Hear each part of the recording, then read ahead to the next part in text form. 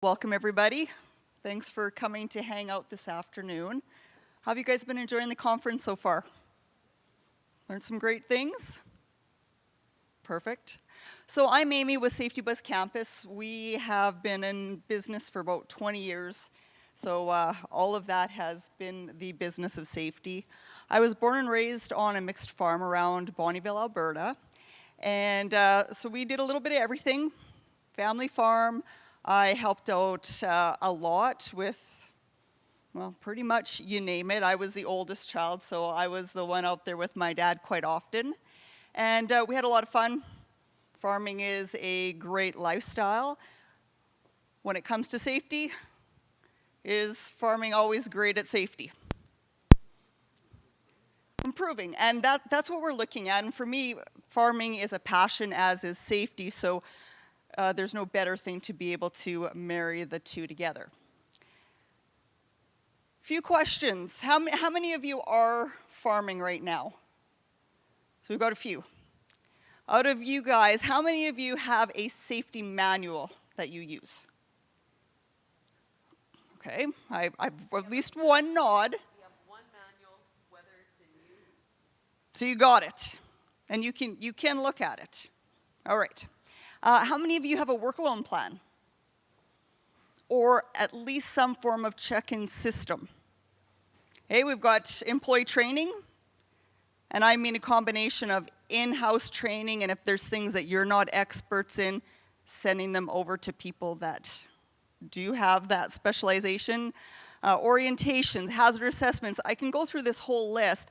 These are all things that are really important and involved in having not only a safe farm, but building into your legacy. So I just picked up our skid steer from the case dealer, and I took the opportunity to walk around a combine, which is something I haven't done in a few years, and just see how far equipment has come when we look at the safety side of things. So I counted, anyone want to guess how many stickers I counted from the ground walking around? How many warning? It was right around 30 warning stickers, and I didn't get up on the top. I saw there was a few up there as well. So if we look at these pictures, I know they're small, but what are some safety advances or innovations that have been put into our equipment? Great, so we got lockout arms, excellent. What else? Is there anything else you need to do with the seat? Do you need to put on your seatbelt? You should, okay. So depending on the equipment, some stuff you have to have that seatbelt actually locked in place, and I know there's workarounds. Fire extinguishers, how many of you leave those fire extinguishers where they should be? How about the guards? Are the guards still on? So quite a few things to think about, even the fact that there's extensions at the top of our ladders getting on our equipment, so you have that handrail. Handrails if you're up above equipment, which often I know we put down. So I have one gentleman here that was part of our Ag Pro Safe program. Were any of the other one of you guys? No, okay. So this was really cool. Nicole Neubauer came to me talking about, hey, wouldn't it be cool to start training these kids in junior high about safety so they can start educating others around them, including their families? I'm like, yeah, absolutely, that would be amazing. I would love to be able to be part of that. So our team jumped in, and a few of the really memorable things that we talked about or that we did for demonstrations, one was a helmet drop. And this was something that was an aha moment, not only for the kids, but even for the instructors for some of our team. So with a helmet, if you're 20 feet off the ground, we simulated dropping that helmet. It'd be like having a crash at 40 kilometers an hour. So not really fast, but certainly fast enough. And you'll see from the picture there, I don't know if my laser pointer works, no, how the pumpkin itself, no good. With a helmet, the proper fitting helmet, the pumpkin fared well, but the helmet that was too big, the pumpkin still didn't do the best. We did a harness test We talked a lot about working at heights and how harnesses are so important, but you need to make sure they fit you properly. And somebody under 100 pounds shouldn't be wearing a harness. These are things people don't always realize. And just the fact that our harnesses not only protect us from a fall, but they keep you upright. So even if your legs were to hit the ground, it's not going to be your head. Confined space simulation. Played around with some canola. What did we learn about the canola? Do you remember? You want to tell us? You'll sink fast. Yeah, 4 to 5 seconds, you're engulfed in canola enough that if someone was to try pull you out, it would take 800 pounds of force. So an idea was, hey, why don't we wrap a sling around the person and pull them out? Well, what would happen if we did that? Yeah, sure. Yeah, we could tear that person right in half. So a lot of these things, maybe we don't even have that knowledge of information of what are our actual consequences. With the equipment, there's all kinds of equipment we had around that the kids got to walk, do pre-use inspections, look at hazards. We talked about a lot of PPE, including the use of seat belts, the use of helmets, all the other type of PPE, and knowing what to wear for what purpose. If you look at that little person there, that person simulates pesticide absorption rates. Now, where do you notice on that person is the highest absorption rate? So they say scrotal, so genital areas. Now think, are you always wearing gloves? And if you're not, are you washing your hands before you go to the bathroom? Or maybe you're wearing gloves and you're sweating and you do this. What have you now done? Both your forehead and your scalp have very high absorption rates. Hazard identification. How did we identify hazards in our class? What was some of the things we did back there? Do you remember? So we just did some simple exercises where you just look around. Oh, this could be dangerous. Oh, okay, so doing this could be dangerous. What can you do to take away some of the risk? Could you make a plan? Could you put on PPE? Could you maybe not do the job because it's not safe for you to do because you don't know how? So we went through all kinds of things. So again, super cool experience, something that will certainly continue. But, you know, as a company that promotes safety, we can educate, we can do so much, but who is the real influence? We ask the kids a lot of questions. Hey, what are you guys seeing? What are you guys doing? Is everybody wearing seat belts? Are you guys wearing gloves? Are there guards on these augers? Guess what a lot of our answers were? No, no, and no. Not always, but certainly some of those responses came up. So when it comes to a safety program, the whole idea with a safety program is to have a structured approach that's going to be designed to prevent incidents, injuries, but also what's not up there is illnesses, and that's super important. Doing hazard assessments, looking at your level of risk, having people trained properly, doing inspections. These are all simple things, and they don't take a whole lot of time, nor do they have a whole lot of cost. Occupational health and safety does have regulations for any of you that have waged employees. So looking at really the basics of safety. So OH&S, what they want is to be able to prevent injury, illness, damage. Those are the three things. If you are an employer, you have to make sure that you have a safe work environment. You need to provide necessary PPE, safety training, make sure you're maintaining equipment. But employees likewise have the ability and the responsibility to have to do these things. So they need to work safely, use the right PPE, take the training that you've provided, and report unsafe conditions. And something unsafe could be for that one employee because maybe they just don't have enough training yet. Maybe they don't have the right PPE at that time, so it could be a real simple fix. But employees do have 3 rights. And they are the right to know the hazards, the right to participate, and of course, the most important, the right to refuse something that would be unsafe for them.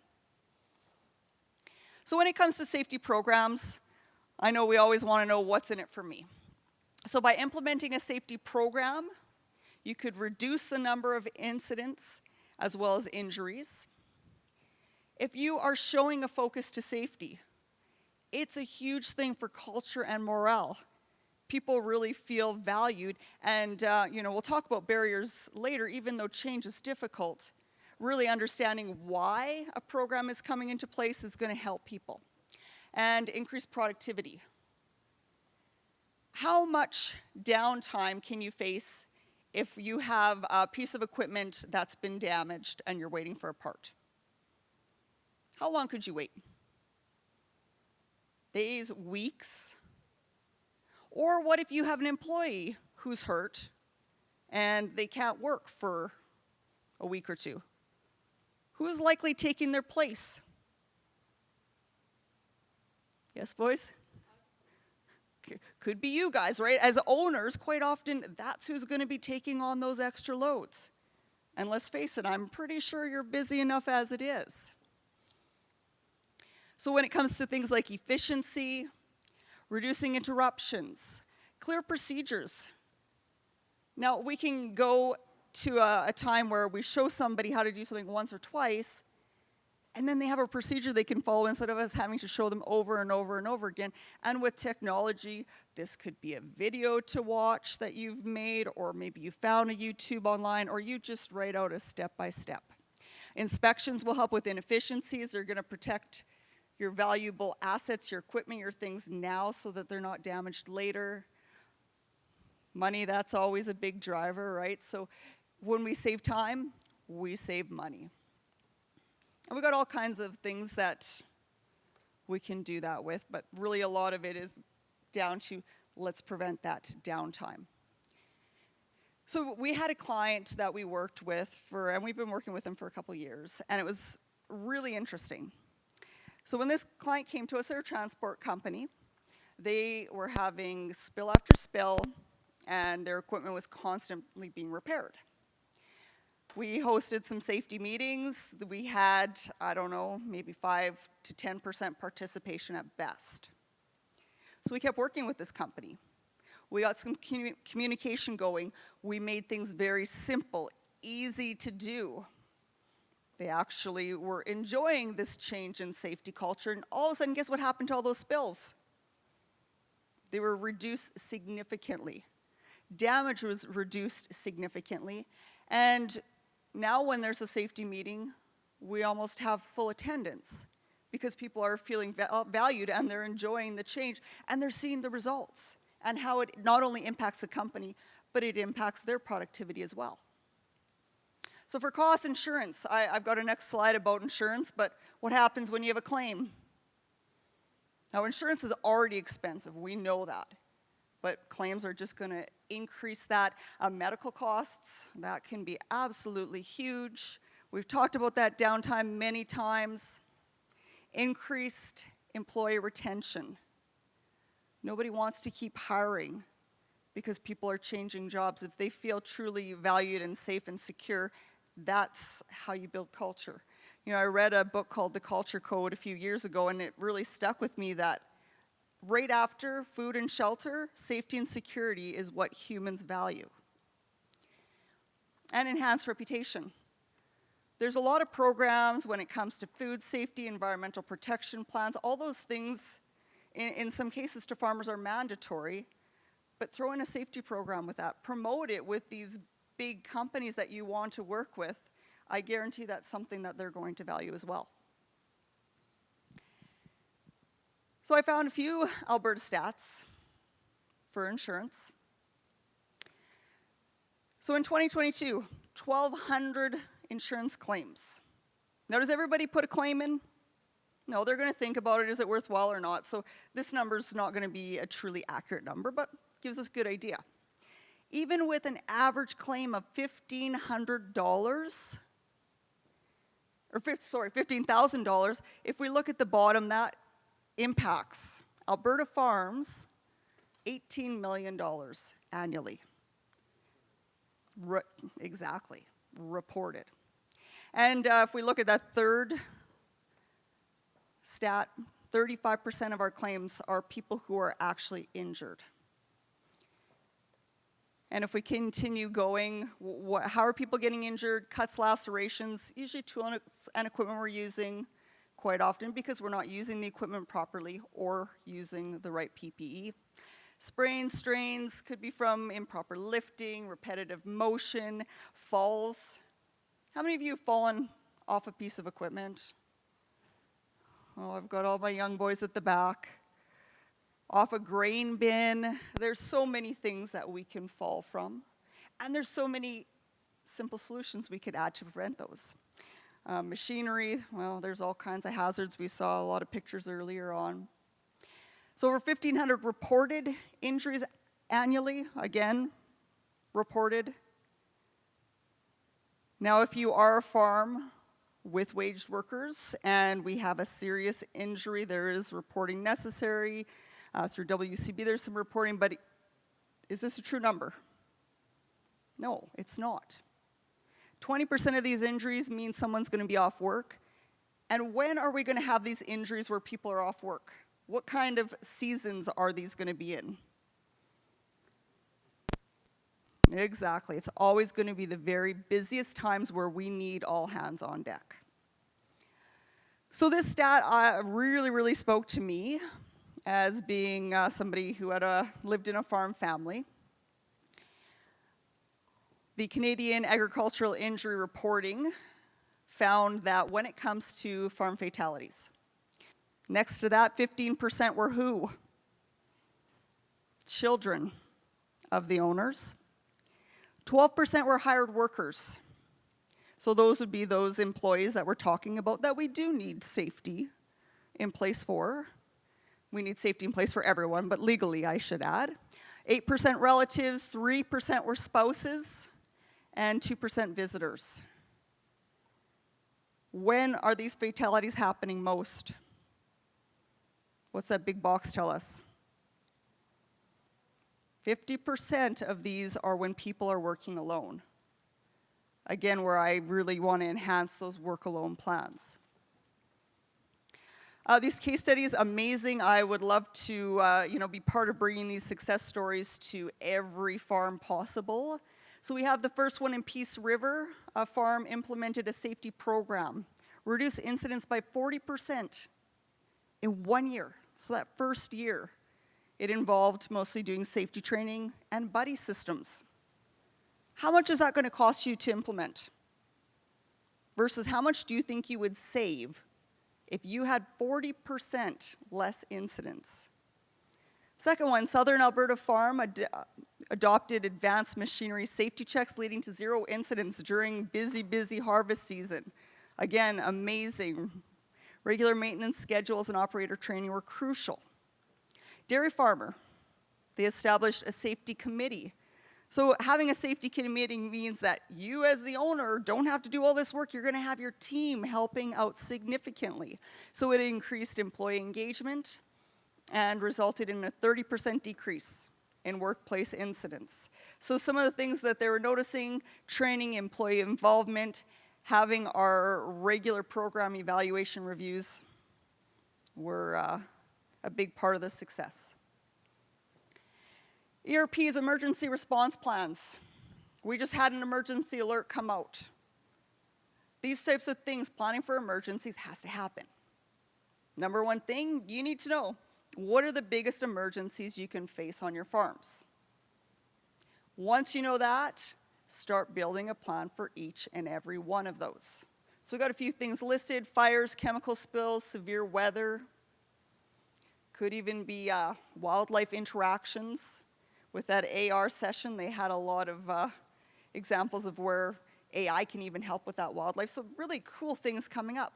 So when you're training, maybe you're training for fires. Well, do people know how to use a fire extinguisher? Do they know where they are? Do they have water in place that's going to be necessary?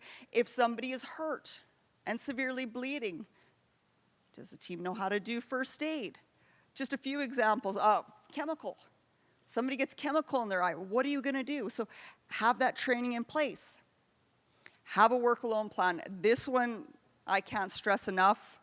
I don't know a farm out there that doesn't have people working by themselves and possibly working and nobody even knows where they are. So how do you regularly communicate? Make a plan. Is it going to be maybe once an hour? Just a quick call, quick text. If that person doesn't get back to you, you're going out to find them because guess what? You know exactly where they are because if they've changed locations, they have let you know. And then just, anytime you say, well, this is really high-risk work, send 2 people, please. And then review and update this plan. So just getting into that safety culture and how safety really can help with morale, with team, but it can't happen without the leadership's commitment. So as owner, manager, foreman, whatever the title may be, you've got to have your buy-in when it comes to safety. And that's going to be one of the biggest things that's going to get your team involved.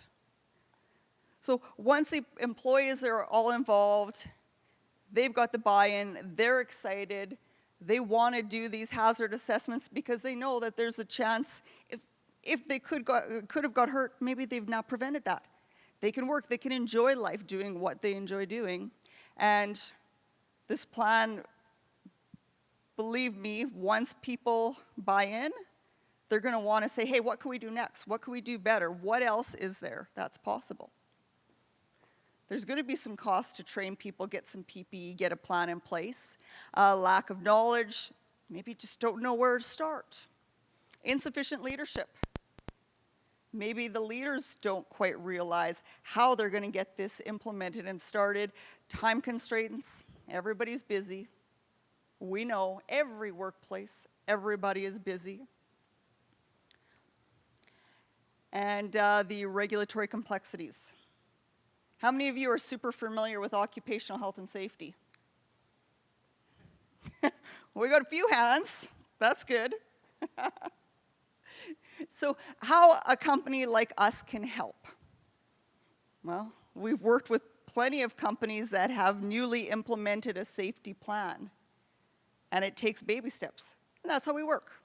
We work as little or as much as somebody needs us. Cost concerns, well, you need to understand that the investment will make sense. Get it? It's going to cost you now, but think of what it's probably going to save you later. Lack of knowledge, well, that's what we're here for. We got some pretty good safety people on our team, and we're there to support the leadership. We've been through changes ourselves as a company, and whether it's a safety change or something different, back to those steps. And the time constraints, well, rather than pulling you off the farm where you're needed, it can be a great idea to hire a company that already does that every single day. And we know the regulations. So this is my dad. He passed away, I guess it's been 14 years now. And I sure wish that I would have been in the safety business a lot earlier, so maybe I could have been part of preventing this. So, we're going to shift focus. Driving. So Class 1, some of you probably have heard that there are some new exemptions out there. So one in particular, we have the farm exemption. Now, has anybody used this exemption or curious about it? Okay. So the thing with this exemption, it's great. It's good that farmers have this option. But keep in mind, it's not going to solve everything. Some of the restrictions will be, number one, the license will have a P on it, so it's specifically meant for farm purposes. Some people like to do other things in their downtime, so your license would probably not permit that. Restricts travel to be within Alberta only, and you would be transporting farm types of things. And this is only for immediate family members. To get this Class 1 exemption, you still got to do the same tests. So there's still going to be a written test, and there's going to be a road test. And SBC is ready and willing to support. Maybe you're not taking the full melt, but if you need some help, especially in the vehicle, to make sure that you're going to pass that first time, we can set some hours aside for that to help out. And with some of the knowledge side. Come April of next year, some of the changes coming to MELT will be that instead of the in-classroom portion, that's going to be transitioning into online training. Still very similar in yard and in vehicle hours, and then continuous learning hours, kind of like a mentorship program. Sounds to be what's going to be happening. And further in the future yet, the idea with the government of Alberta is that Class 1 will potentially become a trade. So when that happens, again, there'll be more changes coming out that will be around to fill everybody in. Class 3, this is something that people don't always consider. We find a lot of our clients come to us, well, we need a Class 1. Well, do you for sure need a Class 1? So depending on your vehicles, your 3/4 axle, tandem triaxle type vehicles, Class 3 is a better route. You do need to be 18, really, it doesn't matter, Class 3, Class 1, to be eligible, and you need to have your full Class 5, so no restrictions on your license. You will need to take air brakes, and there is a knowledge and road test you need to pass. A very inexpensive route compared to looking at the Class 1. It's variable. It's really up to the driver and their experience level. We guide and say, hey, you know what? I think you got it. You can probably pass this road test, or maybe you need a few more hours. So our average seems like it's been around that $1,500. Now we have a cool pathway. If you already have a Class 3, you could be eligible to upgrade to a Class 1 experience and equivalency. So what happens here is you've had your Class 3 or something equivalent in another jurisdiction for 2 years or more, and you have some paperwork to log that data. So logbooks, a signed letter from an employer, or perhaps you're self-employed and you're able to produce some proof of this time.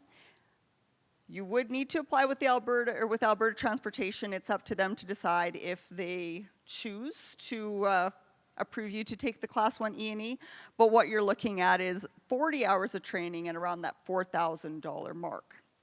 Now Class 1, I didn't have it in a slide, but what you're looking at is more like 113 hours and about $11,000.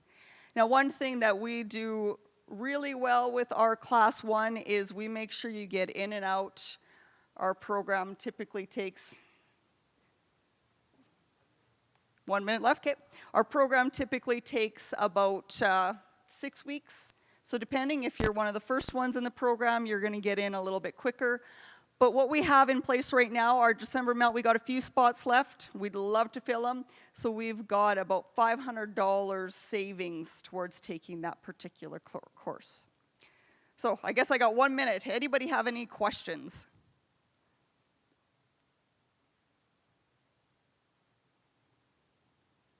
All right, well, we do have a booth. We're by the pavilion in that middle area. So if anybody wants to come and chat with us a little more, you're wondering anything, by all means. And I have some cards as well here that you can just fire off an email.